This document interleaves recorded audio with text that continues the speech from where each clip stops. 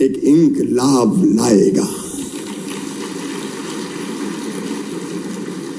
आज मैं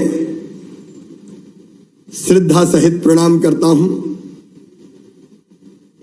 श्री गिरधारी लाल बत्रा जी को, परम वीर चक्र विभूषित स्वर्गीय विक्रम बत्रा जी के पिताजी हैं, उनको प्रणाम।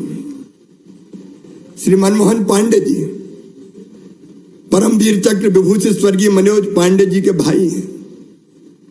श्री विलास राजगुरु जी स्वर्गीय राजगुरु जी के भाई के पोते, अभी हम जिन्हें सुन रहे थे और रोम रोम हमारा कांप रहा था, अभाव से भरा था। श्री किरण जी संधू जी स्वर्गीय भगत सिंह जी के भाई के कुलतार सिंह जी के बेटे, श्री अनुज थापर जी स्वर्गीय सुखदेव जी के भाई के पोते, और मनोज जी जिनको अभी हम सुनेंगे शहीदों की गाथा कहते हुए, आदरणीय वीडी शर्मा जी, हितानंद जी, मेरे प्रिय बहनों और भाइयों। श्री कृष्ण सरल जी ने दो पंक्तियां लिखी जो मैं अक्सर गाता हूं। मैं अमर शहीदों का चारण उनके यश गाया करता हूं, जो कर्ज राष्ट्र ने खाया है मैं उसे चुकाया करता हूं।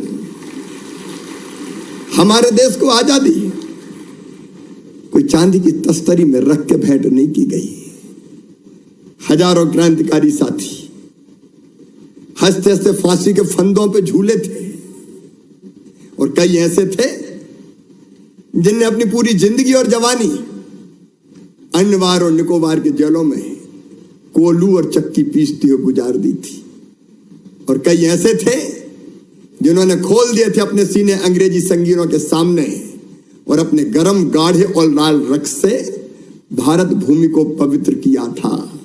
उनकी त्याग, उनके तपस्या और उनके बलिदान के बाद ये देश स्वतंत्र हुआ था, आजाद हुआ था।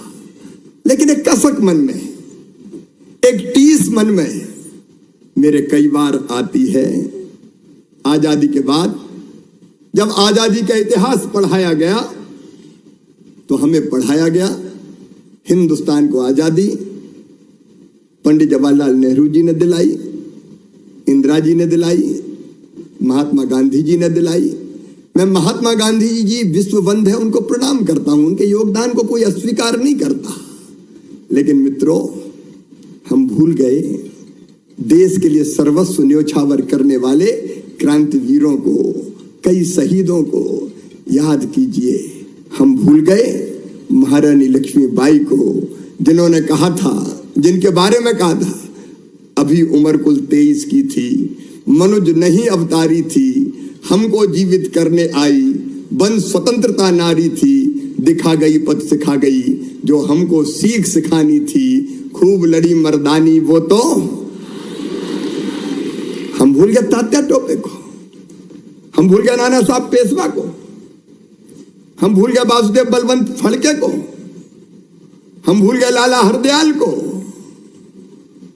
और मित्रों हम भूल गए शहीद ऊधम सिंह को, हम भूल गए मदन लाल धिंगरा को, हम भूल गए सुखदेव जी को, हम भूल गए राजगुरु जी को, हम भूल गए पंडित राम प्रसाद बिस्मिल को, जिन्होंने कहा था सरफरोशी की तमन्ना अब हमारे दिल में है, देखना है जोर कितना बाजुए का दिल में है।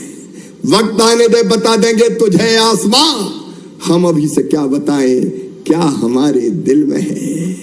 हम भूल गए दुर्गा भाभी को, हम भूल गए शहीद आजम सरदार भगत सिंह को, हम भूल गए चंद्रशेखर आजाद जी को, हम भूल गए नेताजी सुभाष चंद्र बोस को, हम भूल गए स्वतंत्र वीर सावरकर को, और तो और मध्य प्रदेश के हमारे टंटिया मामा भीमा नायक, मध्य प्रदेश के रघुनाथ शाह, शंकर शाह, राणा बख्तावर सिंह, राणा रणवत सिंह, कुंवर चैन सिंह, उनकी